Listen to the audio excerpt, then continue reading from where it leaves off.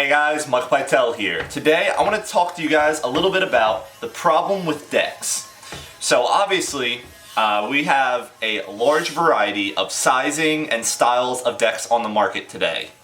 Out here in front of me I pulled down two vastly different decks, the Aztec Lucid deck and the Lucky Prospect deck. Now, one of the reasons I pulled these two decks out is just the fact that they're so different on so many different levels. One of the biggest problems with decks is how we discuss the specs of a deck. We don't really have a standard as far as publicly announcing the wheelbase of a deck, which has a lot to do with the geometry of the down tube connected with the head tube, how it's connected to the deck, kind of all the things working together. Pretty much all we talk about is length and width. And there's so much more into a deck besides that. We have our extrusion height, which ranges from 3/4 of an inch to an inch to an inch and 1/8 with some decks. And that's very important on how it's going to feel with a lot of grinds or if you're adding pegs.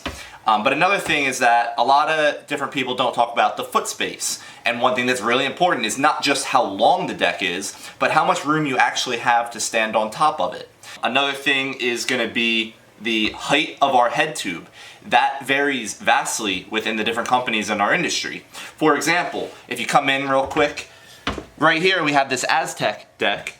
The head tube length on this, that's just under 4 inches. If you compare that to this Lucky deck, that's 4 inches and 3/8. So that's a pretty significant difference when we're talking about the length of our fork. If you have, for example, an Aztec fork, which is a very short fork tube, 5.5 inches.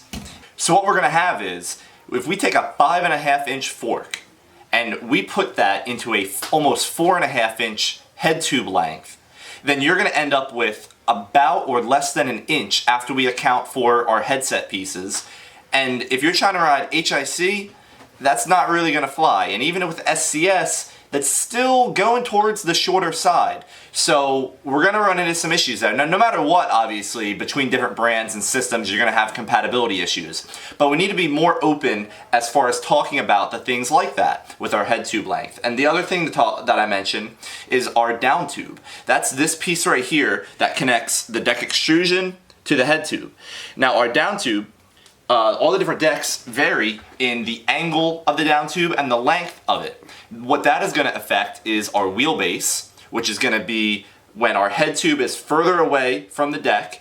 You might have a 22-inch long deck, but if it has a long and mellow down tube, your wheelbase is going to be larger, which means that how it's going to whip, that's going to feel different. How you're going to stand on it is going to be different. Your center of gravity is going to be shifted, because if you have a head tube that's further out, nose blunt room. For example, the deck that I rode for a while was the Havoc Artemis deck.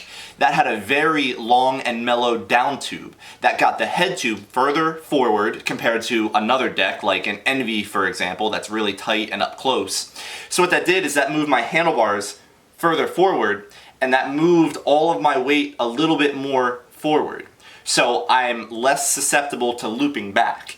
But it makes it harder to, I'm not going to be throwing, quad whips on that as easy as throwing that on an Envy deck, for example, that's all pinched up and kind of made for tricks like that. So that's another thing that nobody really talks about, and that's one thing that I like to talk about a lot in my store here and anytime somebody asks me about decks. The other thing, like I said, is going to be foot space. So that's going to be the distance from the bottom of the down tube to the front of the brake.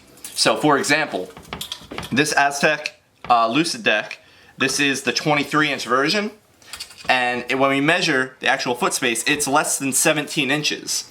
So if you're looking to optimize the amount of room on your deck, it's not just the length of the deck that you have to account for, because if you have a really beefy head tube like a North deck, and you compare that to a really skinny head tube like with a Lucky deck, like the Axis deck that's really nice and small, foot space has a little bit more of an effect than the length of it when you're talking about getting a deck that's big enough for you. Whereas the length is going to apply more to how the tricks feel, or the stability you have on different grinds. So there's a lot that goes into it, like I said, more than just the length and the width. Another thing, when's the last time you put a protractor up to your head tube? Never. Nobody does that. Another big issue with pretty much all the decks on the market is that there's no actual standard for how high off of the ground that the head tube is going to sit. What I mean by that is the length of the fork legs from forks is going to differ as well. Bring the camera on in here so you can kind of see what I'm talking about. So both of these decks are sitting on the counter here, and you'll notice the Aztec deck is sitting lower or closer to the flat part than this North deck, or compared to this Lucky deck. So what this means is we have our fork, whatever fork we have. I just grabbed the Aztec fork again, but there's a certain distance from where the fork is going to sit at the crown race down to the axle point. A perfect scooter would have this axle point nice and in line with your back axle. That way your wheels are basically going to sit in the same position when your deck is parallel to the ground. What we have is, when we have an Aztec deck with an Aztec fork, no problem, they're going to be designed to work with each other.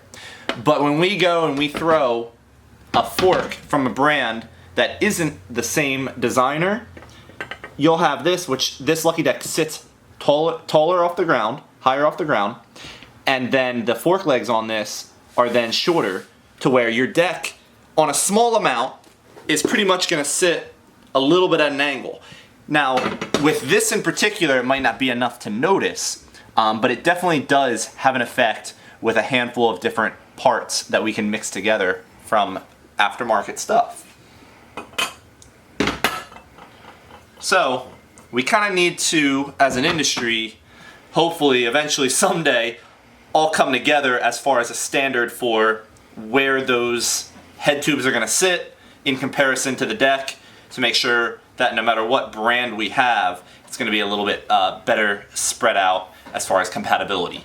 Because then let's look and see, let's take this root fork for example. If we line up those crown races, you'll notice the axle is going to be sitting much farther away from the deck. And so if we throw, for example, this root on an Aztec deck, let me move this out of the way. If we have that sitting in there, when we have a headset in there all nice and proper, this deck is no longer flat on the ground because this axle is sitting lower than the axle in the back. So in this case, our deck is sitting up at an angle. And that's not too ideal. This used to be a really big problem. I remember when 120 started to become a thing, well, 125 originally, but every company was just making forks with longer fork legs. And people would run it, like, for example, on a district deck, and everybody's decks were sitting up at an angle, and it would always just feel funky. And even nowadays, we still have a little bit of that issue going on between different parts, different compatibilities, different sizing issues. So it's definitely just something, again, too, just something to keep in mind with all the different parts when you're choosing what you're going to ride. With my scooter, for example, I specifically pick parts based off of nothing other than how it's going to work on my scooter and the performance of my scooter. For example, right now I ride the Urban Art forks, and the only reason for that is that the deck that I like, it fits nicely with the geometry of it. I only ride 110mm wheels, but I pick a fork that fits 120 just so that it has the proper spacing. Because if I rode something like the Aztec on the deck that I'm riding right now, my wheel on the front would be sitting higher than the wheel in the back because of that axle difference height.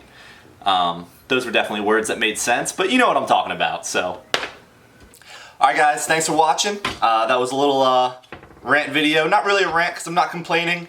Kind of just putting the information out there just to make you think a little bit. Like I said, it's not just the length and the width. You got a lot more to account for, so always feel free to hit me up if you have any questions about a particular deck or what might be good for your riding style.